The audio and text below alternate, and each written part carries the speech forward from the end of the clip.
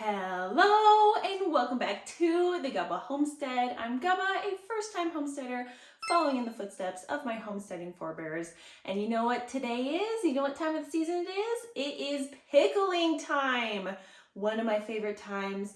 I freaking love pickled food. So today I'm going to show you how to pickle some asparagus. So I have a farm share where I get food from local farms. It's super stinking cool. And this week I got asparagus.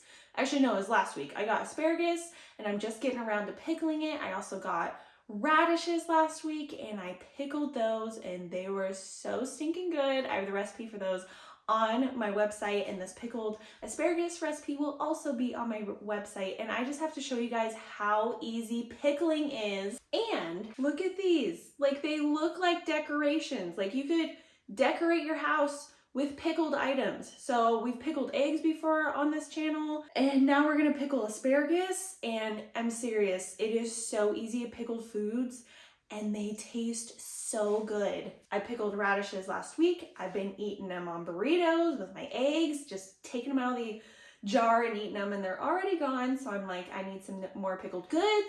So pickled asparagus. So let's get to it. Get your asparagus out and let's get pickling. So the ingredients that you need for this recipe is asparagus, obviously, because we're pickling asparagus, but this brine would be universal. So if you want to use it for radishes or something else that you want to pickle, feel free to. You'll also want vinegar, which is a must for pickling, water. You will also want some salt. You can use different kinds of salt. I'm not canning this, so I'm just doing pink Himalayan sea salt. I'm gonna be eating this asparagus over the next week. Yum. And you will need your pickling spices, and you will need some sugar if you want to put some sugar in there. You can also adjust this if you want to go lower on the sugar. So the first thing that you're going to want to do when you have your asparagus is chop it into about thirds. As you can see, I took my jar and I lined it up right by my asparagus just to get an estimate for how long I want to cut my asparagus. And then I cut it just a little short just to make sure that it would fit. So it ended up being about thirds. Then the next thing that you will want to do is gather your pickling spices. So I have 3 different pickling spices. So I have one main just spicy pickling spice, which is so stinking cool. It's like a mix of cloves, we got mustard seeds in there, peppercorns, tons of goodies in there. I also have peppercorns by themselves. And I also have mustard seeds by themselves. So these are all good pickling ingredients to have on hand when you're gonna be pickling. And if you get a big bag like this will last you a long time because you don't use a ton of it when you are pickling, depending on the jar size and what you are pickling.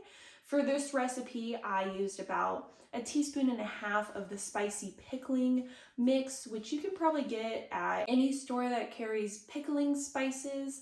That's what I did. I just went to the bulk buy section and I picked up my pickling spices. Then next, you are going to want to make your brine. So a brine for your pickled goods is pretty much the same across pickling. You can adjust it based on how acidic you like it. So maybe you like a more vinegar taste or you want that watered down. You can add more sugar, more salt.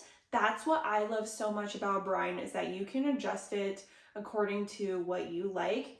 For this recipe, what I did, I added 2 cups of vinegar, a 1/2 cup of water, 1 teaspoon of pink Himalayan sea salt, and about a tablespoon of sugar. I don't like my pickled goods to be super sweet, just a little sweet. I'm more of like, I love the tangy flavor, so I hold back on the sugar.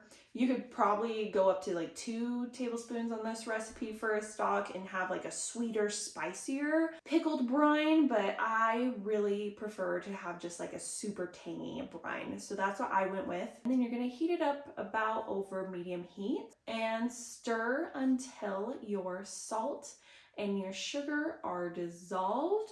So stinking easy, and then it's warm. And in the meantime, while it's heating up, you can pack in your asparagus stalks into the jars.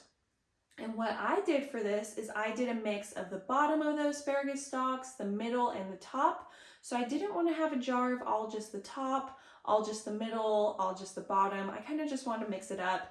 You don't have to do that, but that's how I wanted to do it for aesthetics purposes and to just have an even turnout for my asparagus in the jars. So you will stir through your brine, make sure everything's dissolved, turn off the heat, take that hot brine, and you are going to pour it over your asparagus in your jars. So what I did is I transferred my brine into a liquid glass measuring cup because it made it easy for me to pour the hot brine into the jars. I would recommend that if you have that on hand, instead of going from a pot to a jar, it's kind of a small opening, so it's more difficult to get that brine into this. So for the 2 jars of asparagus, it was 2.5 cups of brine, and it worked like perfectly. I had the perfect amount of brine.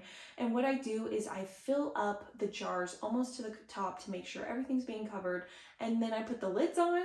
I will let them cool, and I'm going to allow them to sit in there in the brine for about a week, and they are going to be so tangy and good. I cannot wait to eat them with my eggs. That's one of my favorite foods to eat pickled goods with. I loved eating eggs with pickled goods. They just pair together so well. So I hope that you guys enjoyed this super easy recipe of how to pickle some asparagus. Go to the store right now, go get some. It's so stinking delicious. And don't do anything a gubba wouldn't do. You guys are the best. And if you want to support me extra, you can become a member of the channel and get a badge next to your name. It starts out as a seed, then turns into a flower, and turns into all these different colors. It's so stinking cool. So make sure to check that out if you feel so inclined to come along with me on my homesteading journey. And don't do anything a gubba wouldn't do. You guys are the best. And I will see you guys next time. Bye.